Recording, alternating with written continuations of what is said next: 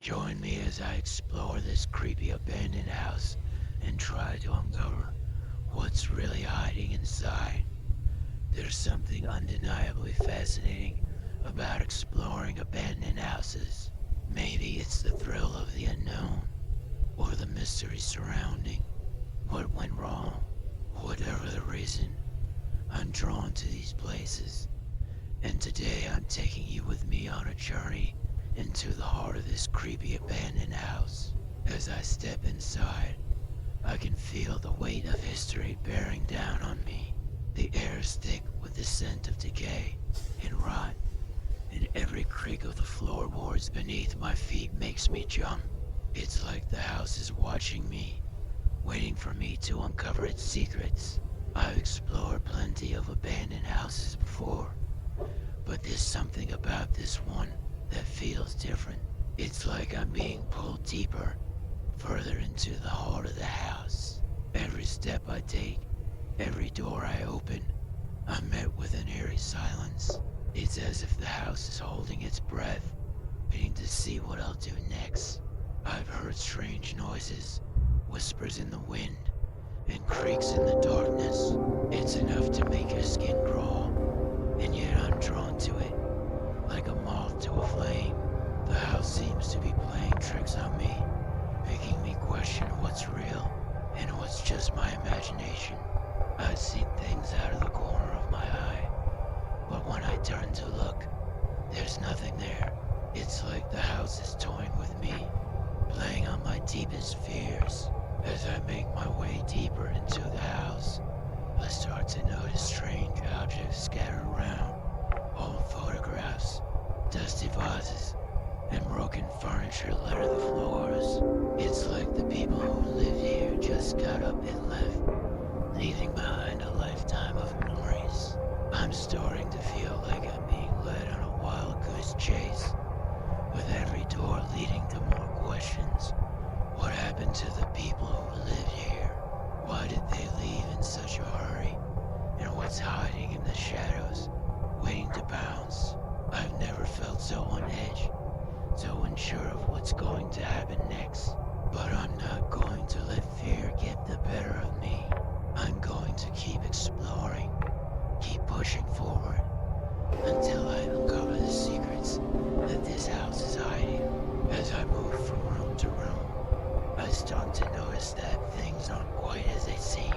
Doors lead to dead ends, corridors seem to shift and change, and the shadows seem to move of their own accord. It's like the house is trying to confuse me, to keep me from uncovering the truth. But then, I stumble upon something that makes my blood run cold. A door, hidden behind a tattered curtain, with a sign that reads, "Do not enter." It's like I've stumbled upon a secret, a hidden world that's been hidden from prying eyes. My heart is racing as I approach the door, my hand trembling as I reach out to open it. I have no idea what I'm going to find. The Abandoned House, Part 1. The house loomed at the edge of the forest, its silhouette jagged and broken against the gray November sky. I'd driven past it a dozen times before, always slowing down to peer through the overgrowth, its windows like dark, vacant eyes staring back. But today something compelled me to stop. The crunch of dead leaves underfoot echoed like gunshots as I made my way up the crooked path. The wrought iron gate creaked, hanging loose on one hinge, and the front door yawned open, as if it had been expecting me. Inside, the air was thick, damp and sour, the kind of smell that clings to your throat. Dust motes danced in weak shafts of light, filtering through cracks in the boarded-up windows. Every step I took on the warped floorboards reverberated, the creaks and groans almost rhythmic, like a deep, wheezing breath. The foyer opened into a living room frozen in time.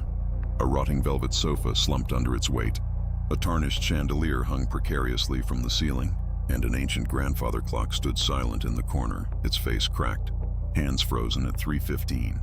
Chill crept up my spine as I noticed faint scratches on the walls, haphazard and desperate, as if someone or something had been trying to escape.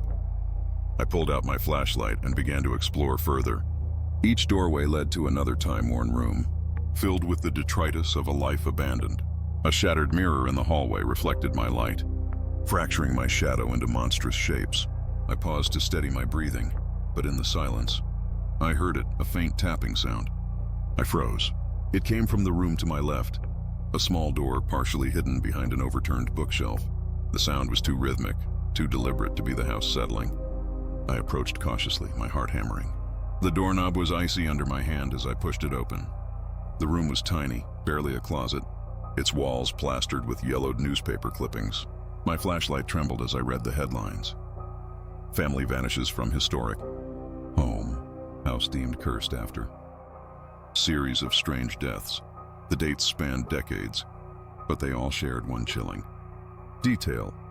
Each disappearance occurred on November 23rd. Today's date. The tapping grew louder. It was coming from above me now. I tilted my flashlight upwards, but before the beam could penetrate the gloom, a deafening crash echoed through the house. The front door slammed shut, and the air grew suffocatingly still. I wasn't alone. The Abandoned House, Part 2.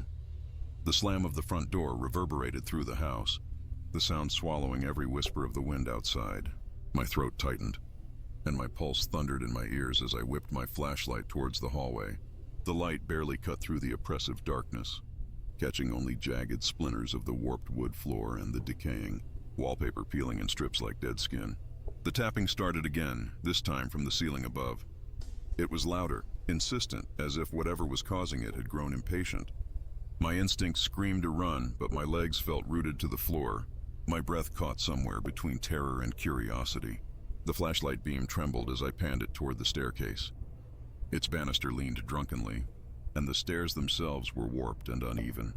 Some split clean through, yet the tapping above me persisted. Closer now. The noise grew sharper, echoing in the hollow silence. I stepped forward, my boots crunching on unseen debris. Each creak of the stairs felt as though the house was groaning in protest of my presence, warning me to leave. But something stronger kept me climbing. Some magnetic pull that whispered I was meant to find whatever was up there. When I reached the landing, the air changed.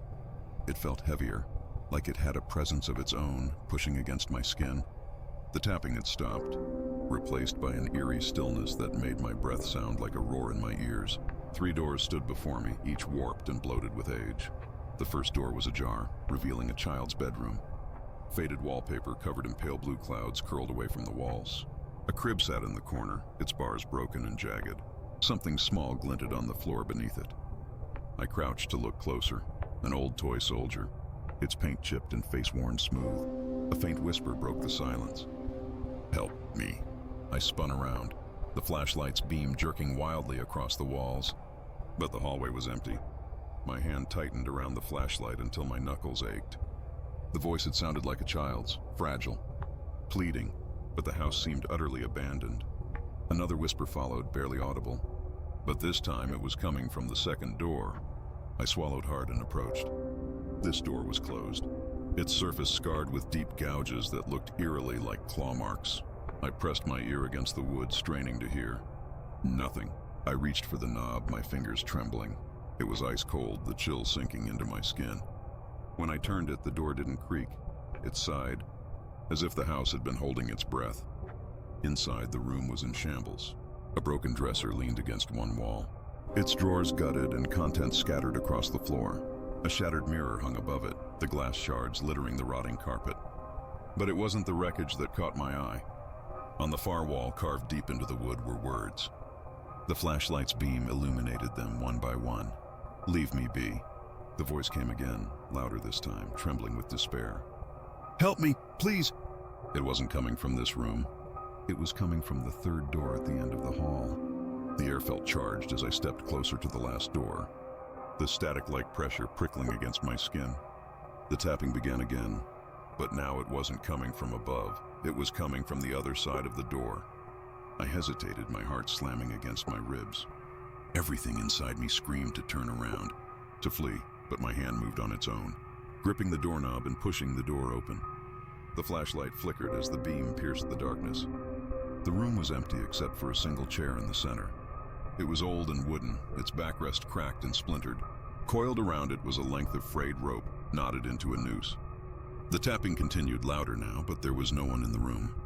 It echoed like a phantom heartbeat, surrounding me, suffocating me.